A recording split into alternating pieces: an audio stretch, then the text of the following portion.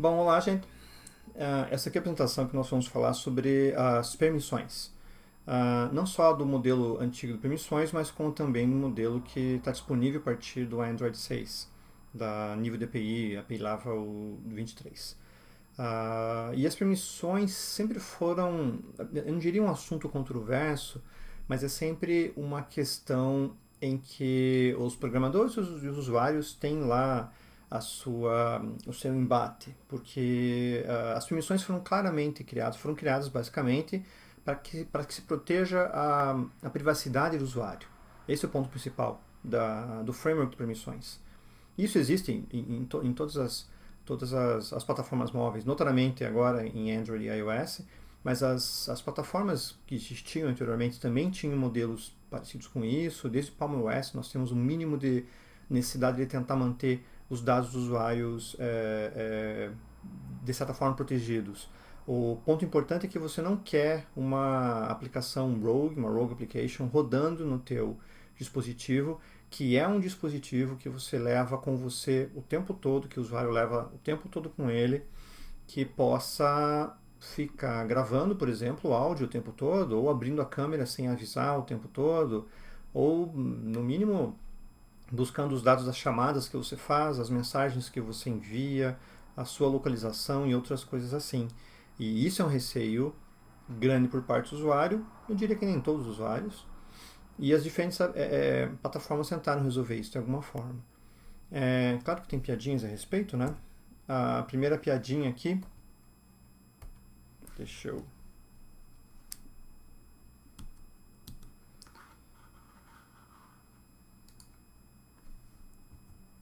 Aqui. A primeira piadinha é a piadinha daquela aplicação que pede um conjunto enorme de permissões sem precisar, né? Então você baixa uma aplicação de calculadora e a aplicação de calculadora pede para acessar o teu file storage e você começa a se assustar.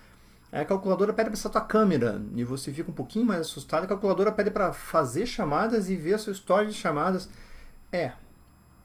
Isso já deveria ser motivo para você imediatamente desinstalar esse aplicativo e denunciar ele para a loja do Android, para a loja da Samsung, para qualquer loja que seja, e verificar se você não tem nenhum outro aplicativo desse mesmo desenvolvedor ou coisa assim, né? Isso era uma coisa que a gente comentava muito quando os usuários tinham que ler aquela lista enorme de permissões logo quando instalavam um aplicativo. Na maioria das vezes, os usuários só clicavam no próximo, é o next, next, finish, né? Eu quero clicar aqui, eu quero usar esse aplicativo. É um joguinho bonitinho, eu quero jogar esse joguinho, então vou clicar no OK aqui até que o jogo apareça na minha tela. Tanto faz se o jogo está pedindo para ver a minha localização, ligar o microfone, tirar foto e ver minhas mensagens, eu quero deixar isso. A API nova, o novo framework de permissões tentou mudar um pouquinho disso, mas a gente sempre pode contar com o usuário para conseguir fazer alguma coisa a mais. Então, além disso, nós temos o usuário que... Até tem usuário que se preocupa, né? A gente pode pensar nisso, mas os usuários têm preocupações um pouco complicadas, né? Esse aqui é outro meme dizendo que o usuário está preocupado sobre as suas permissões do Android, mas ele posta o bowel movement aqui, talvez não seja bom traduzir, mas na verdade ele posta cada coisinha que ele faz no Facebook, ou na rede social, ou no que for. E finalmente aquele usuário que dá as permissões para todo mundo. You get a permission. Você tem uma permissão. Todo mundo tem uma permissão. Quer dizer, não importa o que eu estou, a aplicação que eu quero rodar, não importa se faz sentido ou não ter aquela permissão, eu só quero usar o aplicativo. De certa forma, eu não estou exatamente defendendo o usuário, no sentido que o usuário deveria ser cuidadoso com seus dados. Já estamos em 2020, as pessoas já têm que entender que essa tecnologia é uma tecnologia que faz parte do dia a dia das pessoas. Então, a internet, os dispositivos móveis não são uma coisa exatamente nova para a nossa sociedade. As pessoas deveriam começar a pensar em incorporar o conhecimento dessas tecnologias dentro do seu dia a dia, da mesma forma que fizeram com televisão, fizeram com telefone, fizeram com outras que já passaram por isso. Evidentemente, uma rede mundial, a internet, dispositivos supercomputadores nos bolsos da gente, maquininhas extremamente poderosas nos bolsos da gente. Isso é uma revolução muito além. Nós vamos passar décadas discutindo qual é o impacto disso na sociedade das pessoas que não são programadores, não são técnicos, afinal de contas. Mas talvez a gente pudesse fazer um trabalho melhor para garantir a segurança do usuário. Já que a gente fala bastante de machine learning, talvez a gente tivesse alguma coisa em IA que acompanhasse o usuário e tentasse ajudar ele nessas decisões e não deixasse um usuário não técnico frente a frente com decisões que, na boa parte das vezes, só vai clicar no next, next, next e fazer como essa apresentadora aqui. You get a permission, everybody's got a permission. Bom, depois desse início animador, vamos para a apresentação. Como eu tinha falado, o modelo de segurança, não só do Android, mas do iOS, das outras plataformas que vieram antes e o resto, tem como principal objetivo proteger a privacidade do usuário. Tem como objetivo também garantir a segurança do sistema, garantir a consistência do sistema. O Android teve essa preocupação logo no início, baseado no fato de que tinha uma máquina virtual dentro, a Dalvik, que a gente chama de Java Virtual Machine, mas na verdade uma Java Virtual Machine é qualquer coisa que rode um bytecode, alguma coisa compilada em bytecode. Então, o modelo do Android era rodar os aplicativos todos dentro de um sandbox. E criar um modelo de segurança bastante rígido, de forma que os aplicativos não possam ver diretamente os outros aplicativos, não possam acessar os dados do sistema. E claro que isso evoluiu bastante com as APIs, isso fez com que, por exemplo, nós deixássemos de routear os telefones. Lembram lá na época do Samsung Galaxy S2, talvez, S3, alguma coisa assim? As pessoas routeavam telefones. Porque tinha muitas coisas que as APIs não permitiam e algum desenvolvedor criava o programa, mas esse programa exigia que você tirasse a proteção do sistema para que isso pudesse executar qualquer coisa a nível de kernel. O que dava certo às vezes e não, né? Tinha um bom e velho risco de bricar o telefone. Com as APIs mais envolvidas, recentemente, isso deixou de ser necessário na maioria absoluta dos casos. Mas toda a questão de segurança dentro do smartphone é baseada em duas principais premissas. Manter o sistema seguro, e o seguro quer dizer estável, quer dizer não comprometido, você não pode substituir um pedaço do sistema por alguma coisa que seja sua, que vai comprometer drasticamente a segurança de toda a pilha. E você tem que proteger os dados do usuário. Então o usuário, ainda mais hoje em dia, o usuário usa o smartphone dele como a câmera, como o player de música, como a filmadora, como repositório de documentos, telefones como o que eu uso, você pode conectar num teclado e uma tela e usar como um desktop, então os aplicativos todos estão ali. No meu telefone tem acesso ao meu Dropbox, ao meu Drive One e ao meu Google Drive, então tem acesso a coisa demais. Isso é comum dos usuários, boa parte das vezes. Então basicamente o que você quer é que cada vez que uma aplicação for fazer alguma coisa que precise de mais segurança, que precise de mais acesso, ela deve solicitar esse acesso. E deve justificar por que ela quer esse acesso de forma geral. Vou tirar um óculos aqui. Por que ela precisa desse acesso de forma geral? Basicamente tem que pedir acesso para dados que sejam sensíveis, os dados que são acessíveis por API, mas que uma aplicação pode precisar disso, então a aplicação pode precisar acessar suas fotos. Porque é uma aplicação envolvida justamente para subir fotos na web. Uma aplicação pode precisar acessar seus filmes pelo mesmo motivo, pode precisar acessar sua localização para mostrar você dentro de um mapa, pode precisar acessar seus arquivos para que possa trocar arquivos com a nuvem.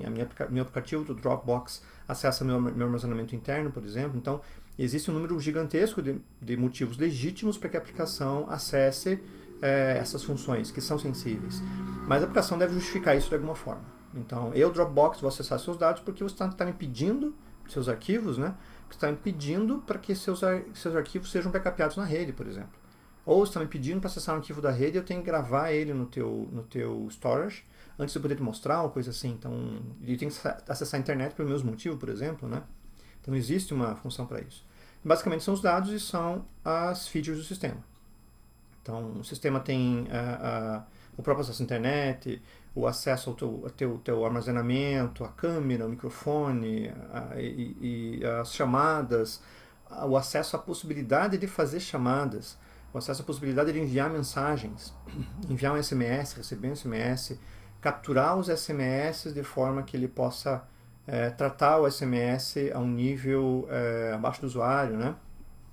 Então tem os aplicativos que tanto enviam quanto recebem informações em SMS, e o usuário só quer ver isso, porque o aplicativo recebeu autorização para isso e está tratando dessa forma. Então existem inúmeros motivos legítimos para que o teu programa acesse seus dados e características do sistema. Mas o usuário pelo menos tem que saber quem acessa o que e quando. Basicamente, nenhuma aplicação tem que impactar negativamente outra, ou o próprio sistema, ou o usuário. Esse é o conceito da sandbox, é o conceito da privacidade dos dados.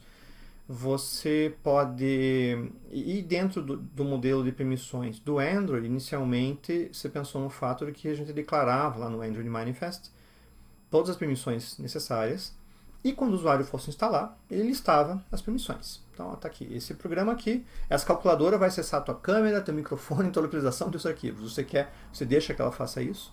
E o usuário tinha a opção de fazer isso na instalação. E, basicamente, ele podia não instalar, se fosse o caso, né? Esse modelo acabou sofrendo uma evolução no Android 6, basicamente porque o ponto principal é que você percebeu que o usuário pouca atenção dava àquela lista de permissões. Então, clica no OK e quero usar essa calculadora nova. A calculadora talvez não fosse o exemplo mais específico, né, mas é um jogo, tem um jogo de truco novo. Eu quero acessar esse jogo aqui, então eu vou dar OK e vou jogar. Nem lembro o que ele me pediu, né? Acho que me pediu câmera, acesso ao meu telefone, coisa assim e tal, né? De repente eu percebo que meus dados todos estão publicados em algum lugar, ou coisa assim. Isso seria péssimo. E outra coisa que eles perceberam é que, eventualmente, o usuário poderia ter o direito de escolher, olha, eu gostei desse aplicativo aqui, eu quero rodar esse aplicativo, ele me pediu esse rol de permissões aqui, eu vou dar algumas e não vou dar todas. Porque eu tenho algumas funções do aplicativo que talvez eu não queira usar. O aplicativo me contou que, se ele não me der essas permissões todas aqui, essas funções não vão estar habilitadas. Não tem problema. Eu aceito isso e vou usar o aplicativo para essas outras funções, que ou as permissões são muito simples ou não precisa de permissões, e as outras eu bloqueio. Mas o usuário tem o controle sobre isso. Sim, não são todos os usuários que fazem isso, mas era importante que isso fosse permitido. Isso foi muito inovador para o Android 6, e depois isso foi utilizado por outras plataformas móveis da mesma maneira. E a partir do Android 6, nós temos o conceito de poder permitir autorizar algumas permissões automaticamente. Se uma permissão é simples o suficiente, ela vai ser autorizada de forma automática. E algumas outras vão ser explicitamente solicitadas para o usuário. De duas maneiras. Ou na instalação, antes do Android 6, ou quando você for usar pela primeira vez aquele recurso. Quando pela primeira vez naquele aplicativo está usando o recurso, então ele vai pedir. E aí o usuário autorizando ou não, isso vai ficar gravado numa permissão, e a partir desse momento o aplicativo vai ter que se adequar à sessão ou não daquela permissão. Um ponto interessante é que a partir do Android 6 também, a central do controle de programas do Android ficou mais pertinho. Acho que isso na realidade foi a partir do Android 7. Você pode entrar dentro da configuração, pedir para ver os aplicativos e selecionar aplicativo por aplicativo e ver quais permissões ele está solicitando, e você pode, mesmo que você tenha aceito a permissão, quando você rodou o aplicativo, você pode voltar lá depois e matar aquela permissão e cancelar a permissão. Isso é perfeitamente factível. E isso faz com que o programador tenha que ficar ciente disso também. O programador tem que saber que só porque o usuário, num determinado momento, aceitou aquela permissão, ele pode se arrepender e desconfigurar a permissão no momento seguinte. O seu aplicativo, então, tem que, todo o tempo, quando ele for usar, né, num aplicativo em particular, tem que fazer o teste para isso. O que daí já passa a ser um modo comum de usar o aplicativo e a programação, então não chega a ser assim tão complexo. Só tem que se adaptar um pouquinho para isso.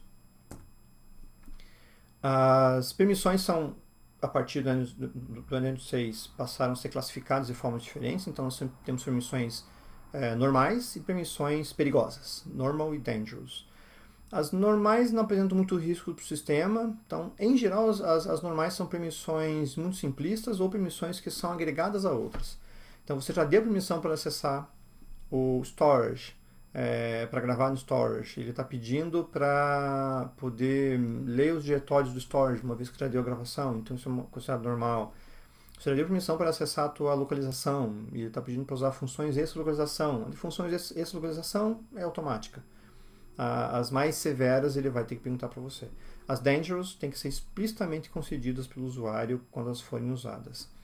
Aqui à direita está mostrado aquela tela convencional que a gente via no Android 5, quando você instalava isso. Você pode verificar também as permissões que ele solicita até hoje. Mas isso se provou não assim tão útil do ponto de vista de segurança do usuário e da ciência do usuário. O usuário somente dava um ok nisso e ia para frente. A partir do Android 6, então, ele pergunta explicitamente para o usuário no momento que ele vai usar, que torna-se um pouquinho mais seguro. Como está aqui na transparência, poucos usuários realmente davam atenção para isso. E a aprovação por permissões passa pelo fato de que você tem que colocar lá no manifesto, no Android Manifest, todas as permissões que você quer. Na realidade, antigamente ele colocava só lá no Android Manifest, então está colocado aqui uma permissão, então Android Permissions send SMS, por exemplo. E antes, até o Android 5, antes do Android 6, você recebia essa autorização quando você instalava o aplicativo. Então, uma vez instalado o aplicativo, você tinha as autorizações específicas ali dentro. Mesmo assim, mesmo usando para versões mais novas do Android, hoje em dia nós continuamos listando as permissões lá. Porque é necessário do ponto de vista sintático. Se você não tiver a permissão, seu programa não vai rodar. Não vai sequer testar dentro do emulador. Mas você tem que estar ciente que, por mais que lá no manifesto ele seja, por exemplo, pedindo o send SMS, na activity que ele vai realmente enviar um SMS, ele tem que pedir novamente para o usuário. Tem que ter um código lá para testar. Porque na primeira vez que ele for fazer isso, o usuário vai ser questionado se ele permite ou não. Nas seguintes, ele já vai estar autorizado, então a gente deixa o tester lá só por caso do usuário, por exemplo, resetar as permissões lá dentro da configuração ou alguma coisa assim acontecer. Mas é importante que você mantenha isso lá no manifesto e também, como vocês já estavam acostumados a fazer, né? E também coloque lá nas activities.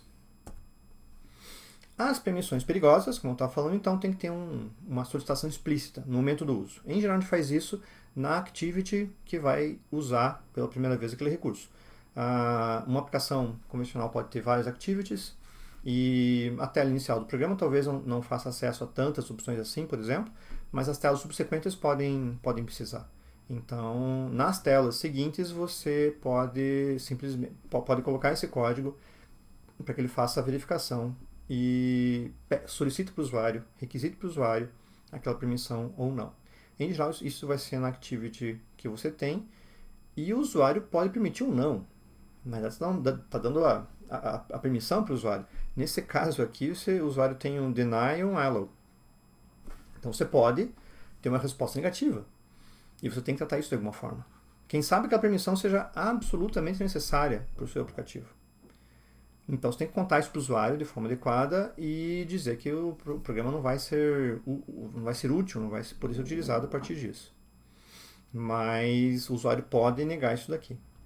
Esse segundo diálogo aqui, inclusive, é interessante de que essa aqui é a primeira vez que ele pede. Então, na primeira vez que ele pede, quando nunca foi aceito ou negado, nenhuma vez, é a primeira vez que está rodando realmente, ele permite você pergunta se você vai negar ou permitir aquela permissão em particular. E se você negar, você provavelmente vai sair da activity, né? Quando você voltar a ela, ele vai perguntar novamente, porque o código vai estar lá. Mas, se você está perguntando pela segunda vez, ele coloca esse outro diálogo aqui, que tem essa parte aqui em particular a mais, que é o Never Ask Again. Se é a segunda vez que está perguntando e o usuário, o usuário já negou a primeira, então ele negou a primeira vez, você está entrando pela segunda vez, o Android dá essa opção aqui de nunca pergunta de novo, porque daí, potencialmente você clica ali, nega, e ele deixa de... Cada vez que o aplicativo tenta entrar, que a Activity tenta entrar, já recebe uma resposta automática do sistema, não fica incomodando o usuário mais com isso. Isso quer dizer que o usuário realmente não quer aquela feature aberta. E claro, como eu comentei antes, o usuário pode alterar as permissões na configuração do sistema. Então a verificação tem que ser feita sempre. Você não pode se furtar isso. Mesmo que você faça isso em outras activities, mesmo que você tenha 2 ou 3 activities que façam acesso, por exemplo, a acessar os contatos, como está nesse exemplo aqui, em cada activity você tem que verificar. Porque você pode ter verificado em uma delas, que pela lógica do teu sistema é quando o usuário entraria pela primeira vez e lá ele aceitou. Mas depois ele foi na configuração e removeu aquela permissão. E daí você entra novamente numa outra janela que você acharia que seria posterior àquela primeira. E como a primeira foi aceita, então a segunda vai estar? Talvez não. Nesse meio tempo ele pode ter cancelado a autorização. Então é bom sempre prever esse tipo de coisa. Como eu comentei, as aplicações Android rodam numa sandbox com acesso limitado. Isso é uma herança de como a máquina virtual Java funcionava.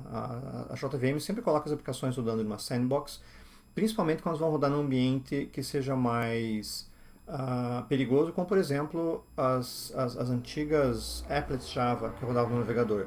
Você rodava numa sandbox, não tinha acesso a recurso nenhum no sistema e você não poderia ameaçar o navegador do usuário. Isso era uma premissa importante e era importante que os sistemas aceitassem isso de forma a mostrar para o usuário que as applets eram seguras. Dentro do Android é semelhante, ele roda numa sandbox, tem acesso a recursos dele, então não vai comprometer o sistema de forma direta. E precisando de acesso externo, tem que pedir permissão. Então, os passos são: lista as permissões lá no Android Manifest, como eu comentei antes, e depois, em cada activity que você tem, as permissões que são perigosas, você busca em runtime. A lista das permissões perigosas está lá na documentação. Então, aqui está o link para a documentação, vocês podem ir lá, está lá no developer.android.com, tem lá os docs. Lá tem as permissões todas e as permissões estão marcadas. As que são dangerous estão marcadas como dangerous explicitamente. Eu depois mostro para vocês ali. E daí, aquela em particular, sabe que tem que solicitar. O procedimento é checar por permissão, verificar se a permissão existe ou não. E dependendo do resultado dessa checagem, você solicita a permissão para o usuário. Tem um pouquinho de código aqui para isso. No primeiro exemplo, esse primeiro exemplo aqui é só para saber se por acaso você está rodando em um device que é Android 6 ou maior. O Android 6 ou maior já é uma maioria absoluta dentro do Android, tem os dashboards. Aliás, o dashboard não está mais disponível lá, mas cada vez que você abre um projeto no Android Studio, ele te mostra, né? Eu quero Android 5, Android 6, vai ter X% dos telefones que estão registrados dentro da loja. É só criar um new project, caso está em dúvida, cria um new project que te mostra lá. E se o seu programa, por acaso ele roda, se você colocou lá uma API mínima para ele bem baixa, então ele roda a partir do KitKat, por exemplo, que é a versão 4, você pode colocar esse teste aqui para saber se ele por acaso está num 6 ou não.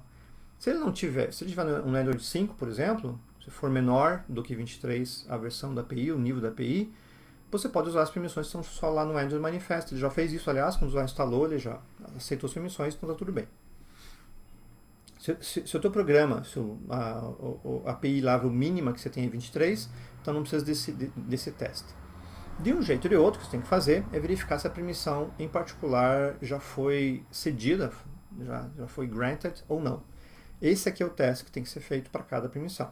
Então, constants compact check self permission. Esse this é o context. E em geral o this é o próprio objeto que é activity. Se você fez isso, por exemplo, num método, acessório, numa classe helper, numa classe utility, aí passa a tua activity como parâmetro para o context existir. E daí aqui você passa qual que é a permissão que você quer. Então, manifest.permission.writeCalendar. Você quer gravar alguma coisa lá na agenda da pessoa. Se isso aqui não for igual a permission granted, package manager permission granted, quer dizer que você não tem essa permissão. Então, aqui dentro desse código, você vai de alguma forma solicitar para o usuário. Levando em conta que ele pode negar ou não. Tem que estar preparado para os dois momentos. Essa solicitação é feita mais ou menos como está aqui. Então aqui a gente está repetindo aquele código de teste, só que aqui ele está testando o read context, tem uma outra permissão em particular. Se por acaso a permissão não está granted, você vai solicitar a permissão. Para solicitar a permissão, você usa esse método Activity Compact Request Permissions e você passa uma array de strings. E na realidade esse manifest.permission.readContacts é uma constante lá da classe. E você passa uma array de strings, porque na realidade naquela activity particular você pode ter um conjunto grande de permissões. Então, isso não é nada incomum, né? Você precisa acesso à rede e acesso ao storage e, além do mais, acesso à localização, por algum motivo. Então, você pode passar um array com as várias permissões que você precisa.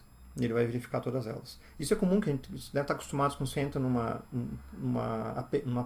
app que você recentemente instalou, você entra numa certa activity, vem lá 1, 2, 3 diálogos, um atrás do outro, né, para você negar ou permitir cada um deles.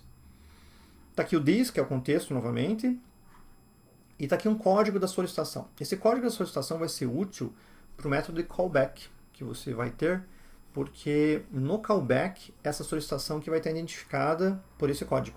Esse código é um código interno da sua aplicação. Então você pode usar o número que você quiser. Começa em 1, 2, 3, pode fazer é seu controle desse código.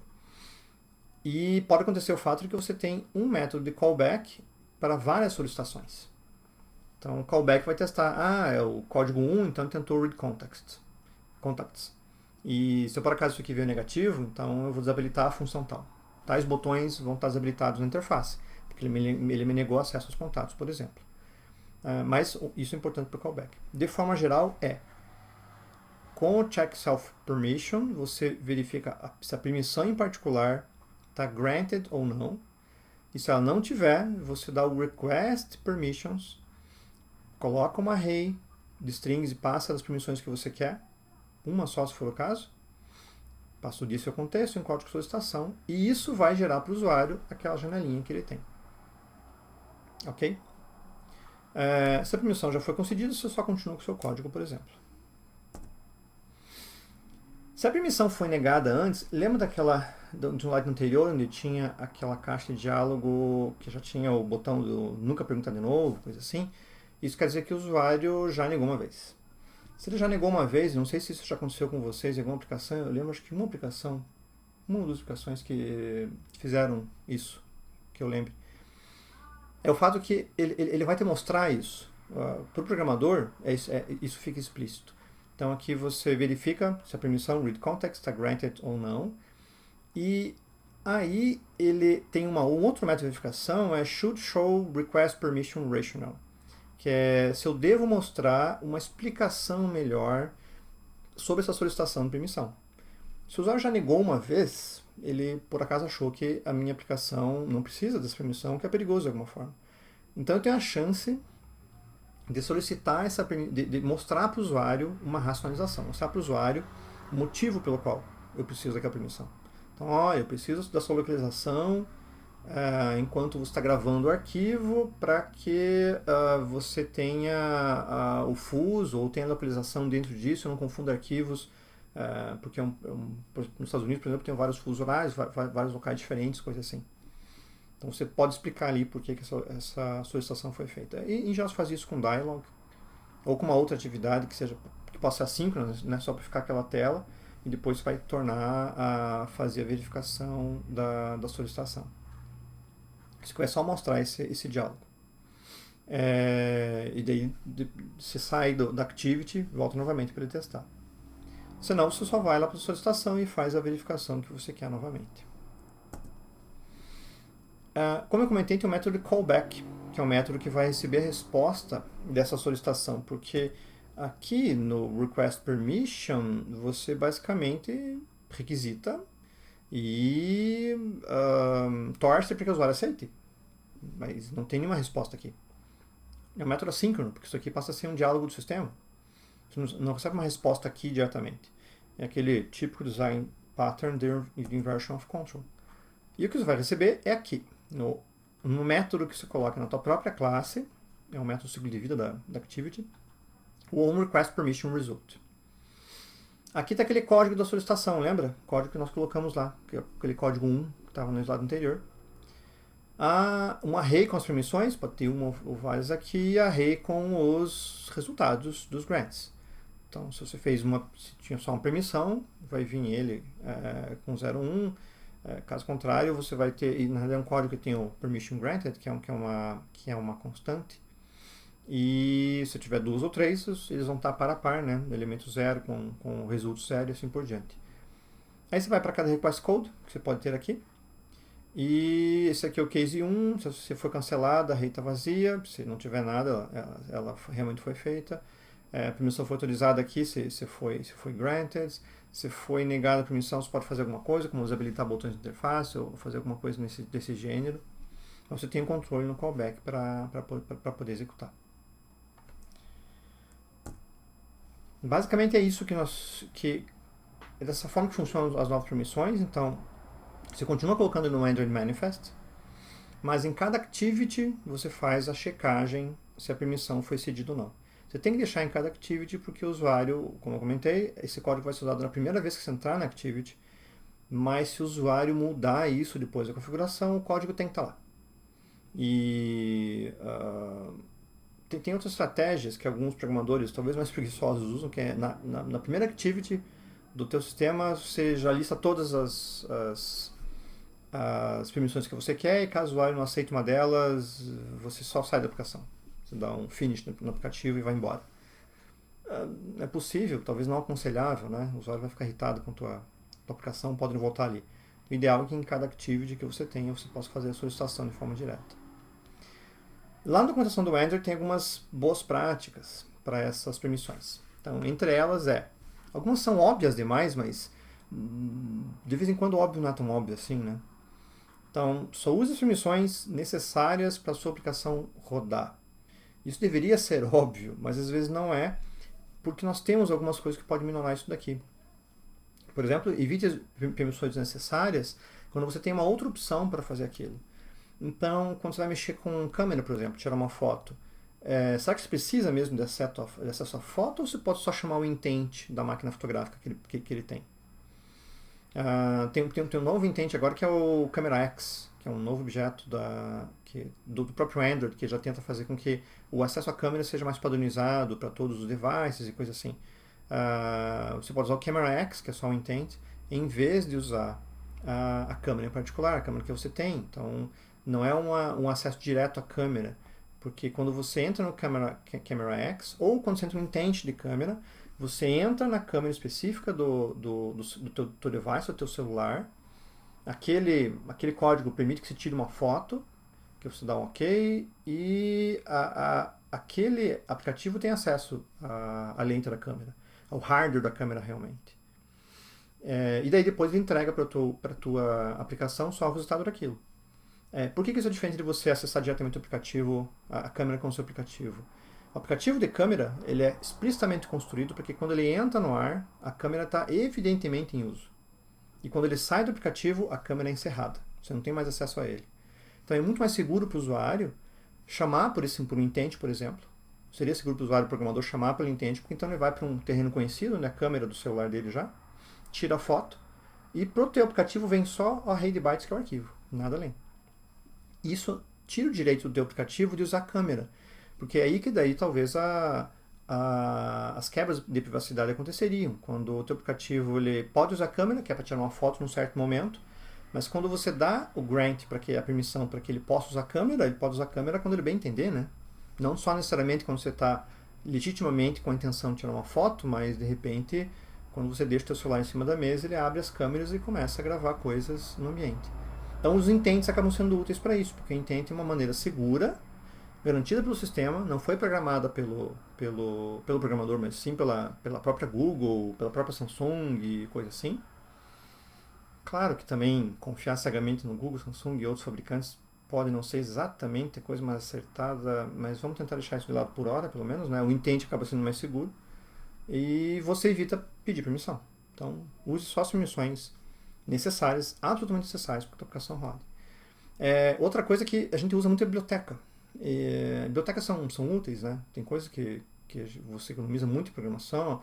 A biblioteca está testada por mais gente, está lá no GitHub, tem centenas, milhares de programadores usando, você se beneficia do teste e validação coletivos que isso tem. Então, usar a biblioteca é bastante comum, só que bibliotecas também podem precisar de permissões. E aí pode ser interessante que você verifique quais permissões sua biblioteca usa, de que forma que ela usa e por que ela usa. Além do fato de que você pode ter bibliotecas desnecessariamente genéricas ou genéricas demais. Então é uma biblioteca que faz, aquele canivete suíço, faz de tudo um pouco. Ela pede lá 12 permissões Mas nada que você quer, mas também na verdade o que você quer dela é só uma função em particular. Então, será que eu tenho que exigir do usuário todas as permissões para mim só fazer um pick ali de uma pequena função dela? Será que eu não posso desmembrar essa biblioteca, usar só a função que eu quero, coisa assim, né? Então, conheça bem sua biblioteca. Se você for usar a biblioteca de terceiros, dedica um tempo, se dedica a conhecer a biblioteca que ela faz, antes que isso possa ameaçar o teu próprio aplicativo, né? Teu aplicativo pode ser excluído da loja, se por acaso você se for denunciado com um aplicativo que está exagerando em termos de permissões. Seja transparente, explique para o usuário claramente por que se precisa da permissão. Limite ao máximo que você puder os acessos em background. Nas versões novas do Android você já pode dizer que a aplicação tem permissão para acessar localização, por exemplo. Que ela tem permissão para acessar a localização enquanto ela está em foreground, enquanto a aplicação está em uso ou o tempo todo. E daí você tem que pensar bem, mas essa aplicação precisa da localização quando eu não estou vendo ela? Quer dizer, a aplicação não está rodando, deve ter um service dela rodando, alguma coisa assim. Eu não estou vendo ela na tela, mas ela está coletando minha localização. Por quê? E vários aplicativos usam isso. Basta vocês procurarem nos celulares de vocês que vocês vão achar aplicativos que coletam sua localização, mesmo quando eles não estão em uso. Alguns aplicativos são úteis. Eu já fui avisado, eu estava um dia no aeroporto, em algum lugar do Brasil, e um aplicativo me avisou que, olha, o seu amigo está a 500 metros de distância de você. E nós nos achamos no aeroporto num lugar qualquer do Brasil por um mero acaso por causa disso, mas eu tinha autorizado isso. Apesar de eu ter autorizado isso, eu levei um susto porque foi a primeira vez que ele fez, acho que é a única também, e foi um certo sustinho, né? Mas tem aplicativos que talvez não precisem usar, por exemplo, localização o tempo todo. Explique para o usuário isso, ser transparente para o usuário e diga qual o benefício que ele tem por isso. O principal é, que benefício que você vai ter se você me deixar ver a tua localização em background? Eu vou achar ofertas para você? Eu vou achar coisas que você gosta enquanto está andando na rua? Vou localizar teus amigos para você? Detalhe é, quando localiza teus amigos também te localizam. Você quer isso? Talvez você queira. Talvez não. A transparência acaba sendo útil para isso. De novo, a transparência evita que você tenha denúncias na loja de aplicativos, tanto do Android quanto do iOS. Por mais que tenha autorizado, você pode depois achar que o aplicativo abusou dessa confiança. Então, ser transparente evita que você tenha reclamações posteriores e uma possível penalização da loja. Deixe o mais explícito possível o acesso ao sistema, que são os recursos que são mais complexos, né? Câmera e microfone são os recursos mais diretamente específicos, mas tem outros recursos. O próprio recurso do SMS é um recurso que é severo, recurso de mensagem, storage, isso é interessante. E principalmente não sobrecarrega o usuário. O usuário não tem muita paciência. A gente não tem muita paciência. Um monte de pedido de permissão aqui, ali para fazer um monte de coisas vão certamente irritar o usuário. E pode ser que ele mude para o aplicativo concorrente, que está a um clique de distância. A não ser que você tenha um aplicativo que seja mandatório para o usuário, então você é o aplicativo da empresa X, que o usuário é cliente na empresa, portanto tem que usar outro aplicativo, não tem outro para ele usar. Seja um home banking de um banco particular, um aplicativo de uma empresa de transportes, ou se for o caso. A não ser que o usuário só possa acessar aquele serviço pelo teu aplicativo, via de regra, você vai ter aplicativos que fazem, para cada função, né, você vai ter centenas de aplicativos que fazem a mesma coisa. Então, se você irritar muito o usuário vai para o aplicativo concorrente. Que são listados, aliás, quando ele está procurando o aplicativo na loja, já vem os aplicativos semelhantes juntos, né? E com os scores devidos, então isso pode acabar sendo complicado. Então, se por acaso você tem muitas permissões, então, solicite permissões de maneira agregada no começo de uma activity, se for o caso, para aquela activity em particular. Se você tem uma aplicação que tem um número muito grande de permissões, será que essa aplicação está grande demais? Será que você não pode quebrar em módulos, talvez? O laboratório que eu faço parte já teve convênios com diversas empresas em diversos projetos, e num dos projetos nós desenvolvemos o aplicativo, fizemos um estudo de usabilidade, colocamos na mão do usuário. Quando o usuário foi usar, ele, nossa, mas isso aqui é muito complexo, tem muitas telas e tal, e o aplicativo que a gente passou tanto tempo planejando, e com designers, inclusive, o resto foi rejeitado pelo usuário nos primeiros dias. Era um aplicativo específico, uma empresa em particular, um tipo de empresa em particular, mas os usuários não gostaram e a opção foi simplificar. De um aplicativo nós criamos 4 ou 5. E aí deixamos direto na tela os atalhos para as funções bem específicas, o usuário entrava diretamente, fazia o que precisava e não se irritava tanto. Então, aplicativos grandes, cheios de muitas funções, tirando o fato de você ter um PowerPoint, um Excel ou alguma coisa que realmente necessite de tanta complexidade assim, usuários de sistemas móveis vão usar teus aplicativos andando, vão usar teus aplicativos com pouca atenção. Então, se ele tiver que dar muito clique, muito toque, fazer alguma coisa, ele vai se irritar. E as permissões estão no meio disso. Um bom termômetro para saber quão complexa é a tua aplicação e quantas permissões já está usando. Se ela está usando demais, pensa um pouco mais na usabilidade, talvez. Isso pode ser útil. Tudo bem? Bom, depois a gente faz alguns exercícios sobre isso e vocês vão acabar usando as permissões especificamente dentro dos projetos de vocês. Obrigado, divirtam-se.